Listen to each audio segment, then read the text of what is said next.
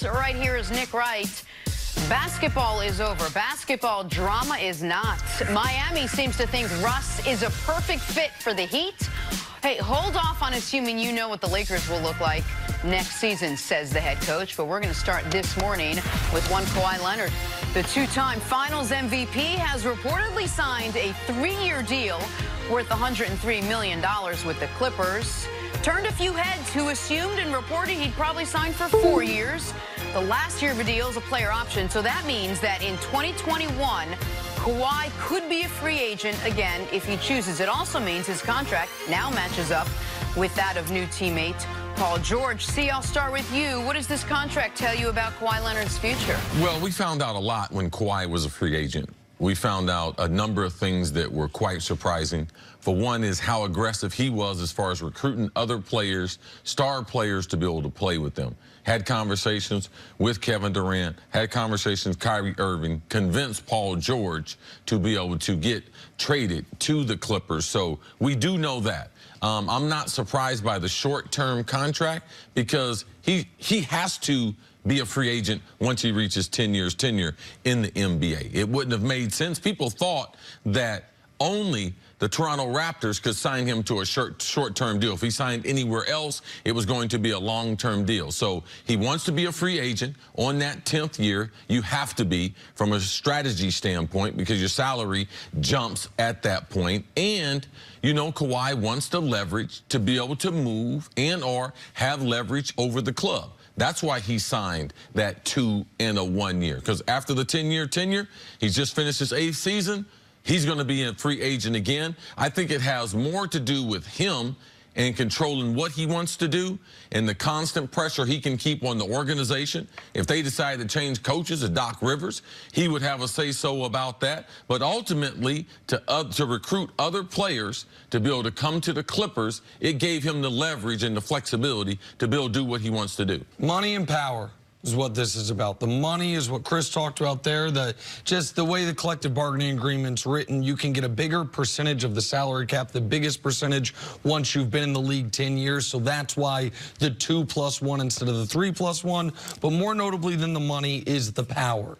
The power to continue to hold a bit of a vice grip on the organization. Because the Clippers know this now. They, in theory, could lose Paul George and Kawhi Leonard after the 2021 season, and they do not have control over their drafts starting in 2022. 22, 23, 24, 25, and 26. Those 5 years, OKC either has their picks outright or has a pick swap. So you damn sure better make sure Kawhi Leonard's happy. You damn sure better make sure Paul George is happy and you are competing for championships. And this is the new NBA. We are going to be on a constant cycle of this free agent class is great, but the one a couple of years from now is going to be even better because guys are not signing 5-year deals. Yes, Kawhi will be eligible in 2 years for a 4-year, $196 million contract, but what makes anyone think he'd sign that and give up that power as opposed to a 2+1, $145 million contract? This is, people thought LeBron was the outlier, signing those 1+1s in Cleveland, eventually a 2+1 in Cleveland. That is not going to be the outlier. That is going to be more the norm for a select few, for first and second team All-NBA caliber players, because it keeps the pressure on the franchise to never take a step back, to never be worried about the luxury tax, to never go back on the promises that were made to Kawhi in the recruitment phase. Was there something, though, to those that thought he should have signed a long-term deal, that he's had a little bit of history with injury? Maybe this is a guarantee for longer years and a little guarantee for more money and stability to a guy that did miss some time because of injury? Well, what it speaks to, he's not worried about getting hurt. Because if he was worried about getting hurt, he would sign the maximum number of years that you could. But where he is right now, he's very, very comfortable. But you got to give yourself the flexibility. If you're not concerned about your health, John Wall did the smart thing. He signed that long-term contract. We got Dame there in Portland. He just signed a long-term contract. I could understand if a guy did that. But Kawhi, with his 10th year, 2 years away, he's got to be able to give himself the flexibility, because not only are him and Paul George, not only are they the current team that they have, but they're going to be the future. There ain't no draft picks. Like, only way you can add through them is be able to keep these, and when they go out, recruit other guys to be able to come to Los Angeles to be able to play with them, because you can pretty much guarantee that they're going to be there. But people should also understand, once he picked the Clippers, the longest contract he could sign would have been a 3+1. This is a 2+1. So it's not as if he could have signed a 5-year deal with the Clippers, because they were not the incumbent team. But it does mean so the 2020 free agency class is a very weak one. In 2021, if players exercise their options, if guys don't sign early extensions, the following guys are free agents: Giannis, Kawhi, LeBron, Paul George, Blake Griffin, Bradley Beal, Rudy Gobert, CJ McCollum, Victor Oladipo. Go down the list. It is a third of the top 20 players in the league and then some. And that is, listen, the league, Adam Silver can talk about the owners not liking the level of pressure the players can put on an organization. Okay. The way around this is one of these two or both of these two. Allow for 7 or 8 year contracts the way you used to, because it's one thing to say, I'll give up 1 year of guaranteed money to be able to exert pressure. It's another thing to say, I'll give up 4 years of guaranteed money to be able to exert pressure.